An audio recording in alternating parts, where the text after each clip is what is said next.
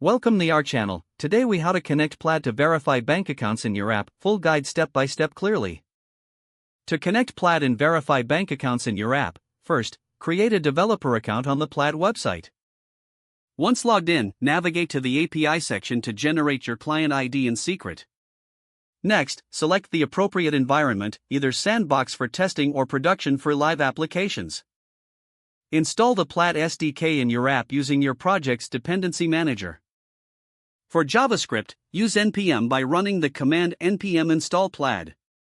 For Python, use pip by running pip install plaid. Configure your environment variables with your client ID, secret, and public key, keeping them secure. Next, integrate the Plaid link feature into your app for user authentication. Initialize Plaid link by importing it into your front-end code. Create a configuration object with your client ID, public key, and desired products.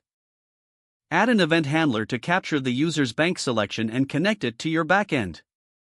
On the backend, use your server-side language to implement Plaid's API and handle the token received from link. Make an API call to plaid/item/public_token/exchange endpoint using the received public token.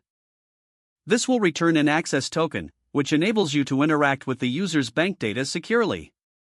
Store the access token securely in your database for future reference.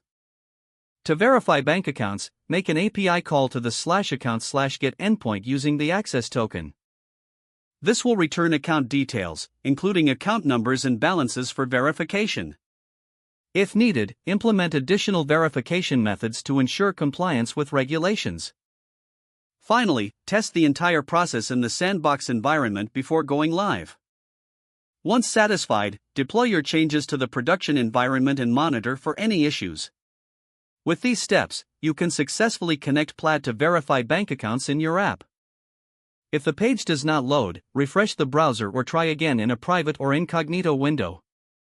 Make sure you are using the correct email address, then retype it carefully to avoid small typos.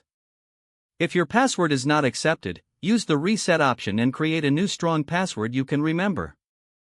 Check your spam folder for verification or security emails, then complete any requested confirmation. Enable two-factor authentication if available to improve account security and reduce unauthorized access risk.